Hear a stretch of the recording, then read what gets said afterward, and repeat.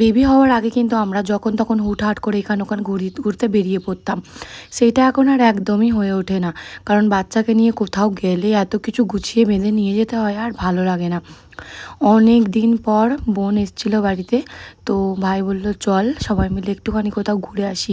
আর আমাদের বাড়ির আশেপাশে খুব একটা যে ভালো ঘুরতে যাওয়ার জায়গা আছে এমনটাও নয়। তো একটা বাচ্চাদের একটা পার্ক আছে আমাদের পান্ডুয়াতে, সেখানেই আমরা একটু গিয়েছিলাম বিকেলবেলাটা টাইম কাটাতে। বেশ ভালো লাগলো, অনেক দিন পর ঘুরতে বেরোলে না মনটা এমনিতেই ভালো লাগে। আর আমরা অনেক কয় মাস হয়ে গেল প্রায় কোথাও যাইনি, তো অনেক দিন পর বাড়ি থেকে বার হতে পেরে বেশ ভালো লাগছিল। আর একা একা কোথাও যেতে ভালো লাগে না, এটাও একটা ব্যাপার। মানে আশা করে বসে থাকি কখন কেউ আসবে বাড়িতে, কারোর সঙ্গে যাব। ওইরকম একা একা গেলে না সাথে একটা কেউ গেলে অনেক সুবিধা হয়। একা মানে বাচ্চাকে নিয়ে সামলানো, বা হয়তো কোথাও কিছু খেতে গেলাম, খাওয়াই যায় না, একজন ধরলে আর একজন খেয়ে নেওয়া যায়। তো শেষবেলা এখানে ইনুর আব্বু এসেছিলো আমাদের সঙ্গে দেখা করতে, তারপর আমরা একটু খাওয়া দাওয়া করে বাড়ি চলে এলাম।